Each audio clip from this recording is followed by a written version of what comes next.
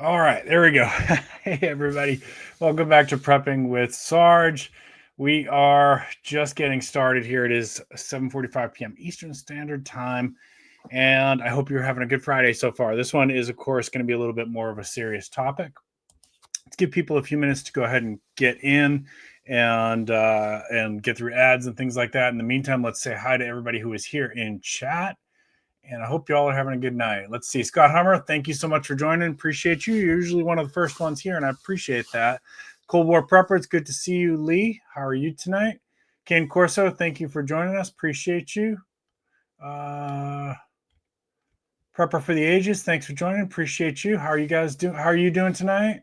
Lazarus Long, how are you? Yeah, happy Friday, everybody. I don't know why it's showing.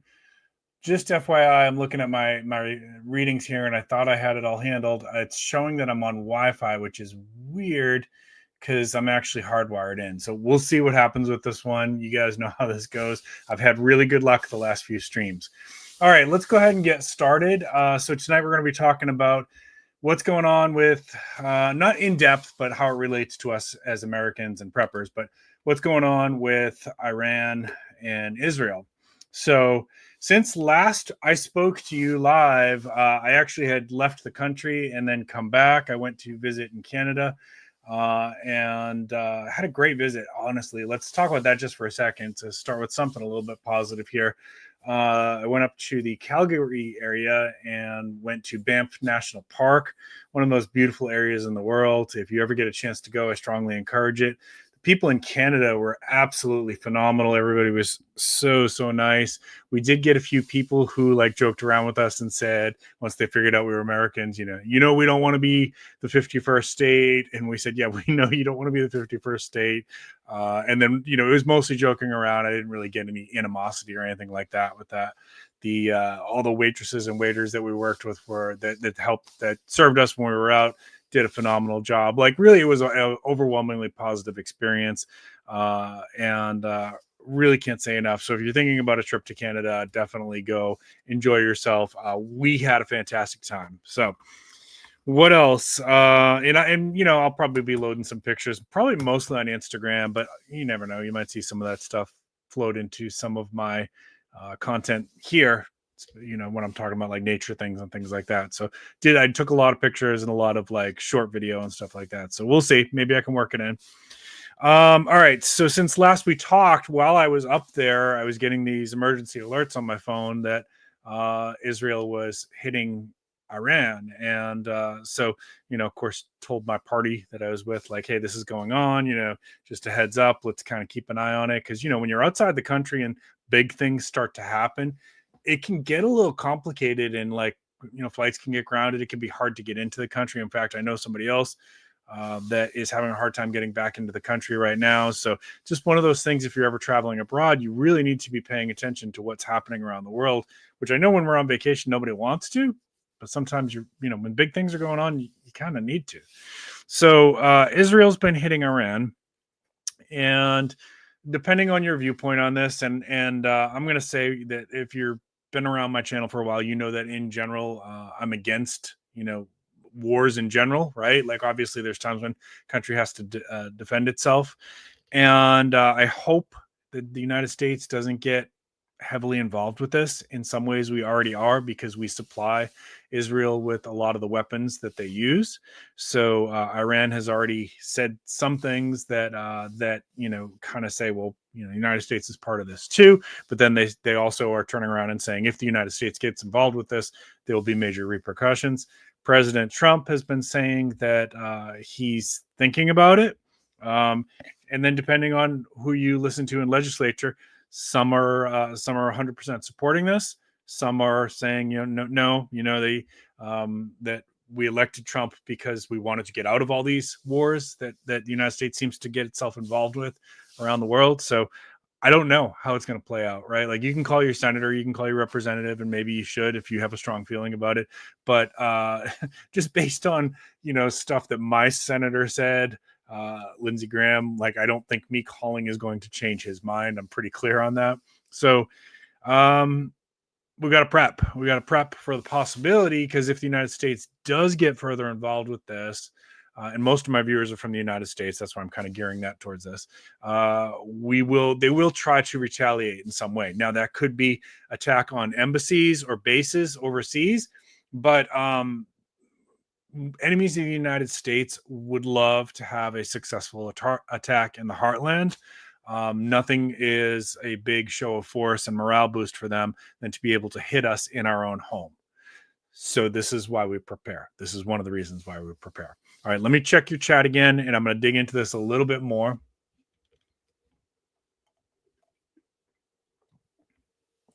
All right. CW Cold War Prepper, yep. Just scrolling down. Hey, James, how you doing? Hope you're having a good Friday night. John William Scuba, this is not our business. Yeah, I mean, I tend to agree with you, but it's a little bit more nuanced than that. Let me get a little further on. I'm gonna give you some thoughts on this, but for the most part, I tend to agree with you. There's an active secessionist movement in Alberta. Oh, so Lee, so while we were up there, this was a little bit interesting. The G7 was getting ready to meet, and so some people were already there.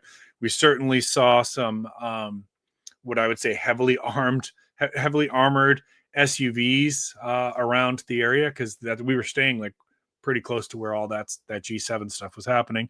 And when we went out on the last night, we went to this really, really fancy restaurant called, give me a second here, Major Tom in Calgary, where we were like at the top floor of a high-rise building in downtown Calgary. Really, really awesome food. So shout out to Major Tom. We had an awesome time there. I took some pictures of that, had a really good steak, because Calgary is like cattle country, so their steaks are phenomenal. But while we were there, I actually saw some dignitaries from some country I didn't recognize. They had like the medallions with the sashes and stuff like that. I didn't recognize the colors, and I wasn't sitting close enough to figure out where they were from.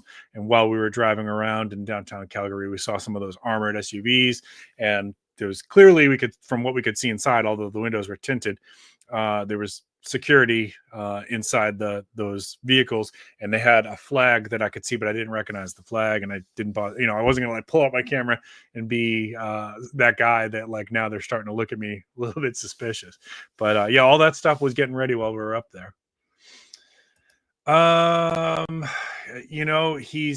the thing: when you got a guy like Lindsey Graham, yeah, I get you, man, I got you. When you got a guy like Lindsey Graham, we had this with in Kentucky with Mitch McConnell, Nancy Pelosi, Schumer, any of these people that are like lifers, they're in there for life. It gets to a point where nobody will even run against them. So that's a major problem as well. Like if nobody feels like they even have a chance of defeating somebody like Lindsey Graham, we're not going to have anybody else to vote for. And so they run unopposed. This happens with these lifers, and this is why they basically go unchallenged for 30, 40 years, way past when they should be in there, in my opinion. And I know that I actually, because I talked to some legislators and I have some connections in the government, there are people that are serving in U.S. Congress that don't know how to use email. There are people serving in U.S. Congress that don't know what AI is. Are people serving in U.S. Congress that don't know what a magazine on a firearm is, but they want to vote on regulations to regulate that. How are you going to regulate something that you don't understand?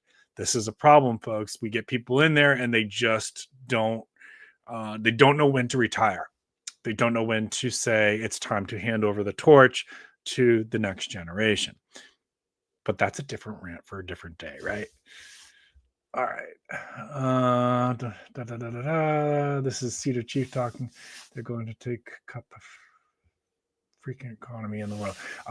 Yeah, I'm going to talk a little bit about one of the threats to that tonight. Let me throw that up there for a second. Just scrolling down. Tuck by V1, good to see you. How are you doing tonight? Yeah, ought to be an age limit. Yeah. Trump's up there too. And I know there's many people who are saying that they're worried that he won't even finish this term. Hey, Hudson Valley Prepping and Survival. Thanks for joining. Appreciate you.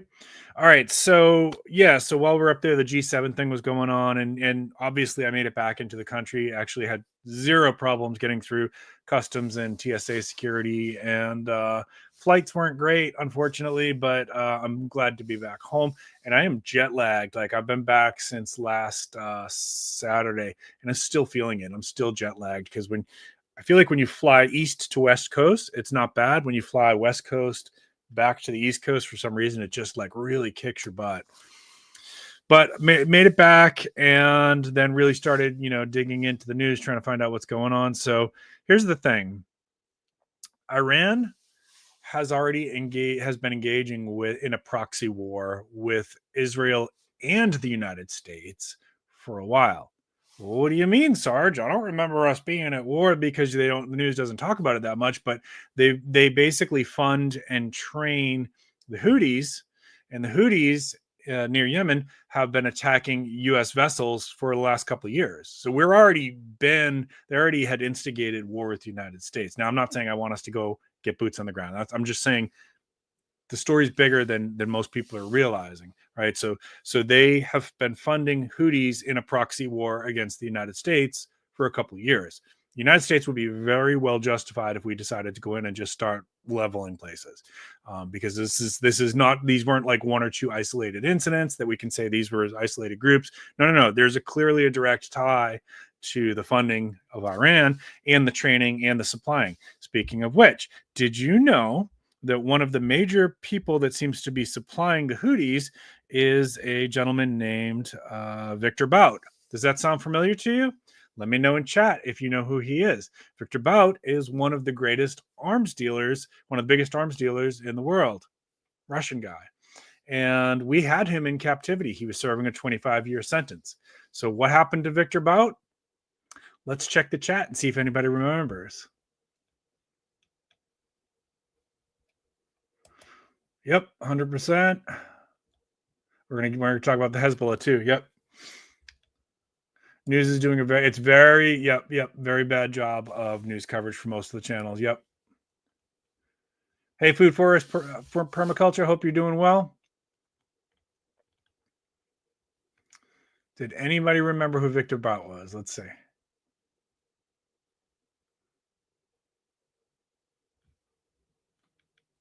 That's the one we like. Oh, he's the one. Yes. All right. Good job, Mike and James.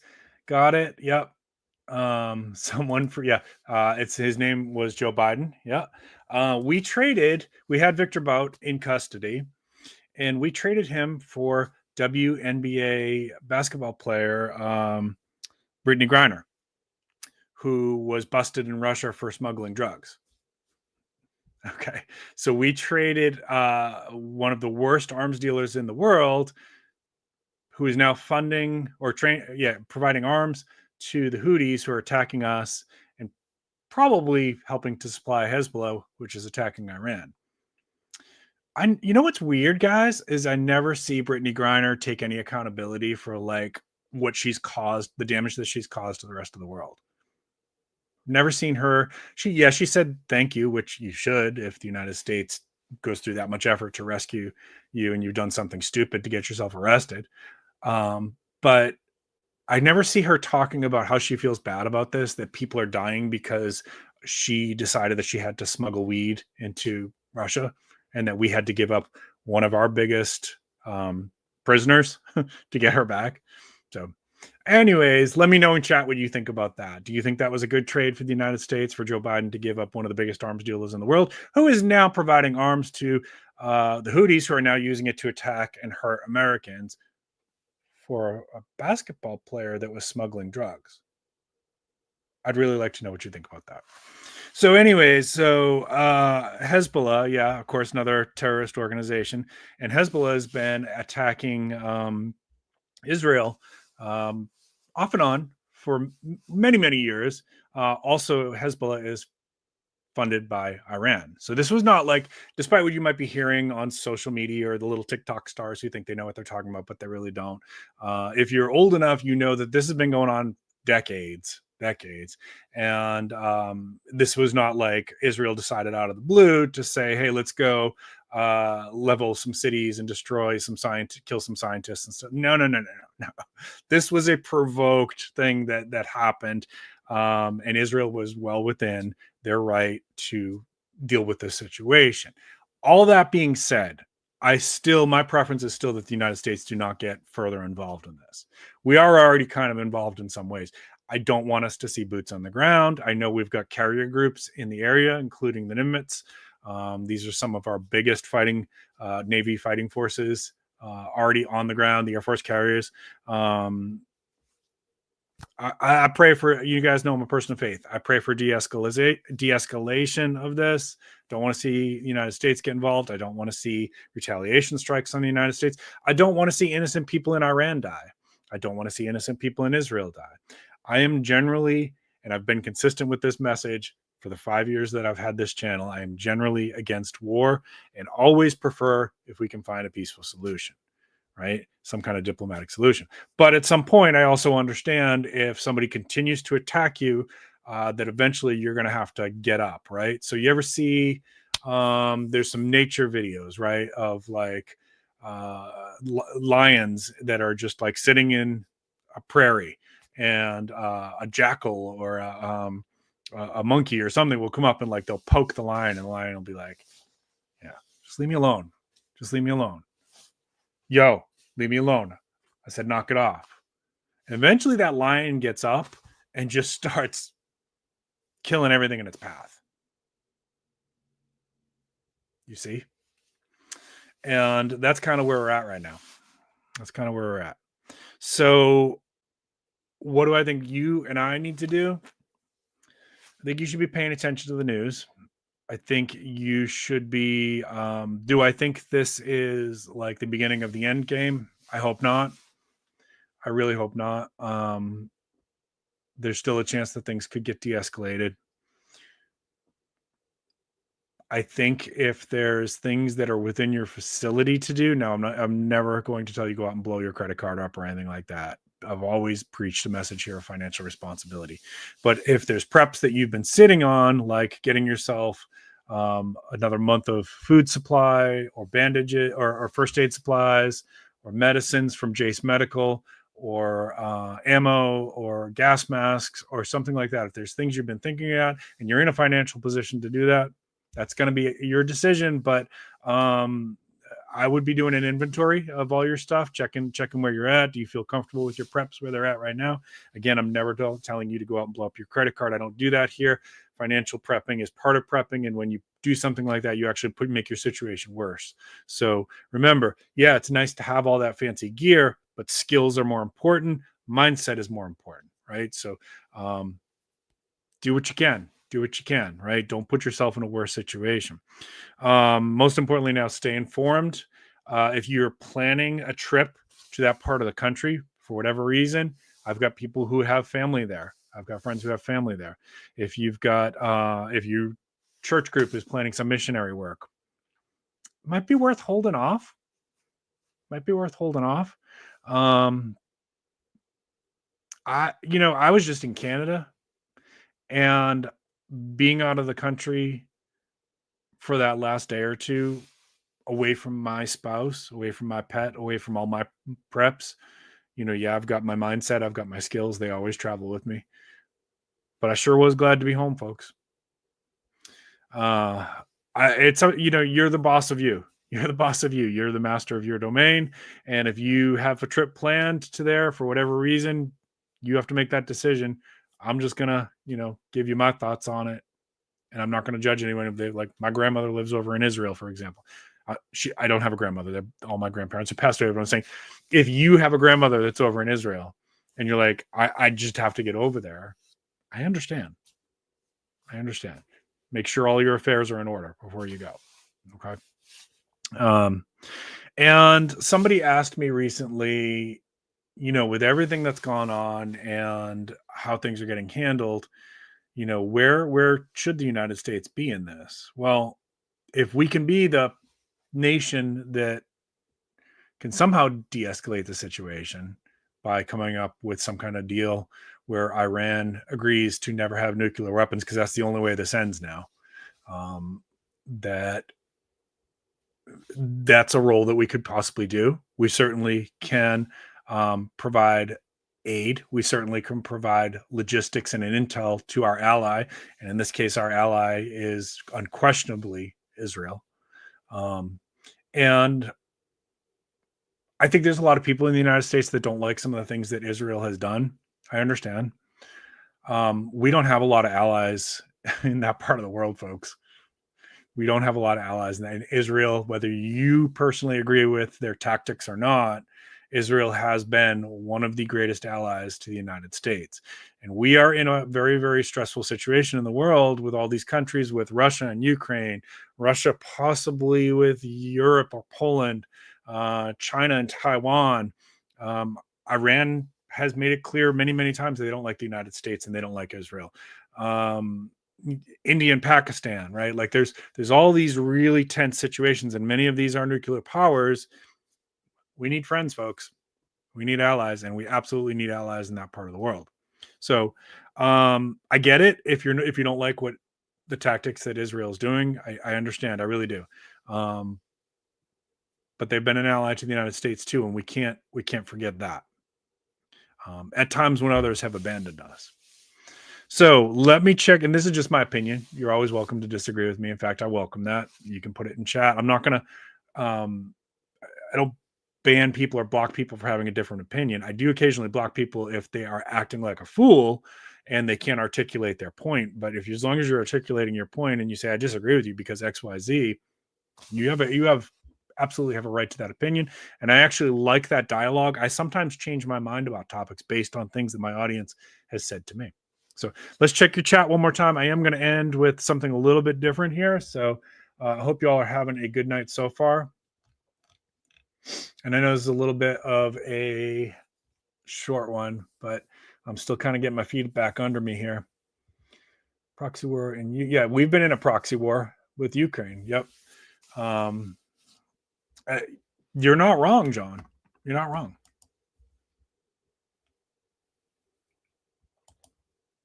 Talking about Brittany Griner there, obviously. Yep.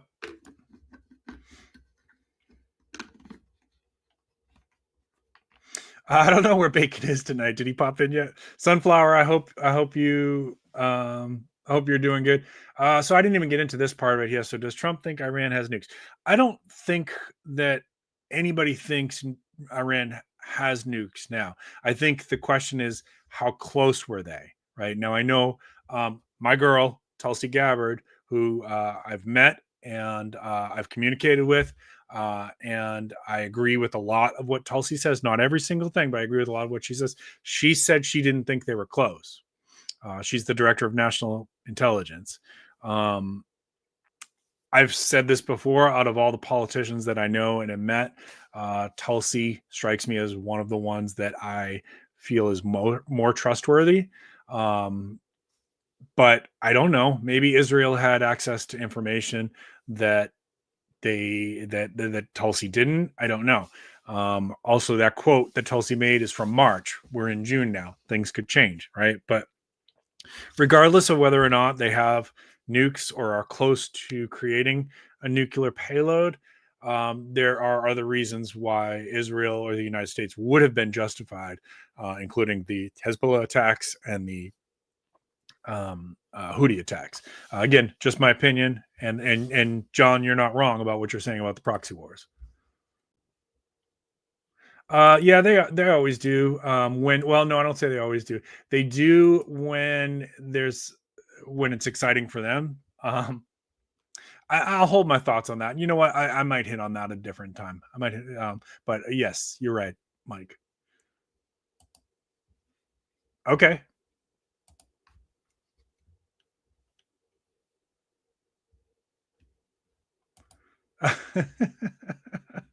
Yeah, it's people. You're right. Yeah. Yeah, that's a good point. So here's the problem where it gets even really more complicated. Thank you, John. Iran definitely has strong relations with China and Russia. So this situation could bubble up to much more than just Iran. Thank you for mentioning that. I mean, I don't have any direct intel on this, but my opinion is they probably are close on being able to develop a nuclear payload. Um, Again, this is just my opinion, not based on any intel that I have, but they probably could do stuff with it right now, just not as effective as, say, like the kind of bombs that we have, the kind of nuclear bombs. And I didn't even know this term until Sassy Gal sent me a message this week about fusion bombs. I didn't know what a fusion bomb was, if you guys have ever heard that, but it's basically, in layman's terms, it's like a nuke on steroids. Yeah, I know. I have a lot of friends and family that are in military, and I know everybody's kind of on alert right now. Yeah, if you get anything of value out of this discussion, please consider giving me a thumbs up. Thank you, Scorpion. And if there's things that you guys need in your preps and you're in a position to kind of upgrade your preps a little bit, check in the description down below. I have discount codes for products that I personally have picked from brands that I trust that also have supported me as a brand. So check that out. That's one of the great ways you can support the channel. Appreciate it. Yep, that's great advice right there. Mike says, Hudson Valley Prepping and Survival says, I've been advising my viewers to inventory their preps, review bug out bags and plans, make a note. Thank you for mentioning that.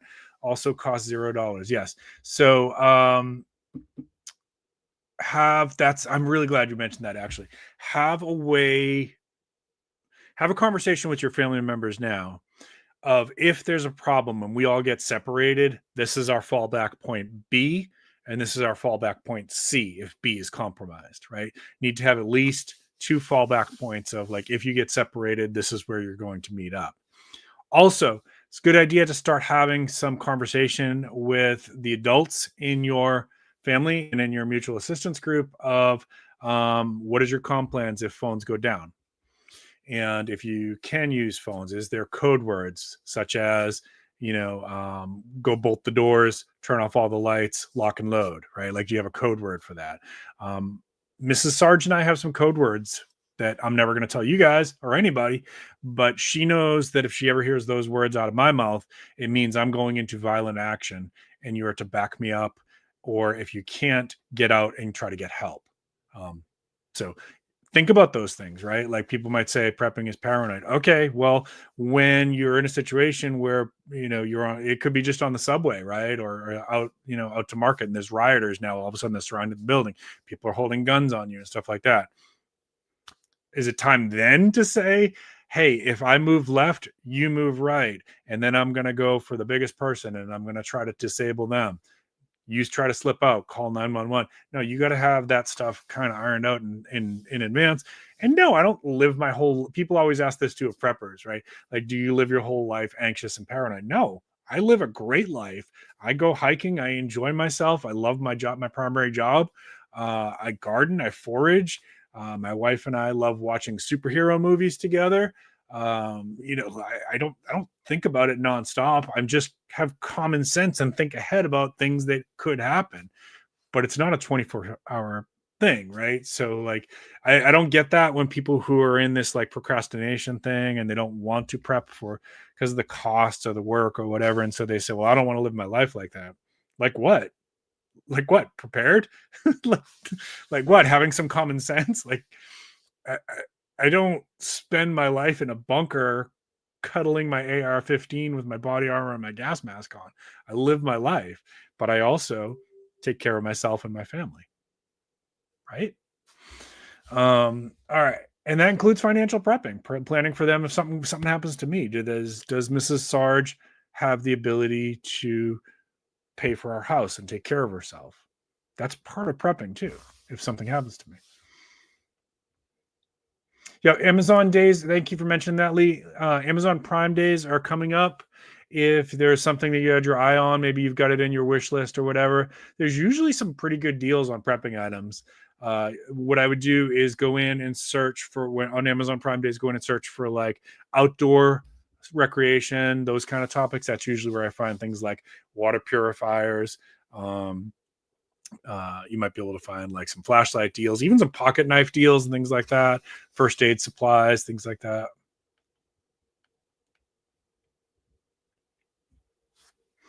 Successful Slave, how are you doing tonight? Yep, everybody's hanging in there, buddy. You'll need to access filing across all airports are shut down. Yep. Yeah, so I did that story in Off Grid Magazine. If you guys saw that, I had an article that was published in Off Grid Magazine about a friend of mine who was almost trapped outside of the country when an emergency was going on and how they got back in. Do you know how to do that? Do you know how to tell if a bribe might be able to get you through the door? Do you know what to bribe with? So that was in the article that I wrote for Off Grid Magazine. You can go check that out. Oh yeah, if you've got goats and calves and chickens and things like that, you're sitting, as far as food security, you're sitting better than most people. And of course, Howie's got some great videos about growing food and stuff like that and foraging. So make sure he's a good channel to check out too. Food Forest Permaculture right there.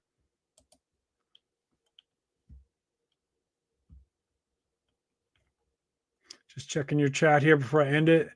Save your seeds, especially open pollinated and heirloom seeds, because you can plant those year after year.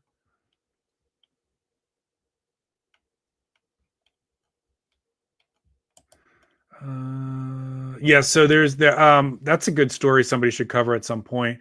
There are unaccounted nuclear warheads from the breakup of the Soviet Union.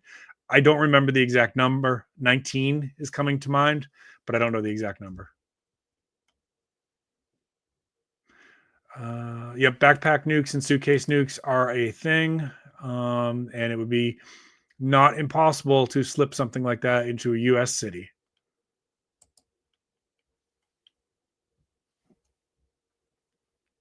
All right, have a good night, Howie. Appreciate you.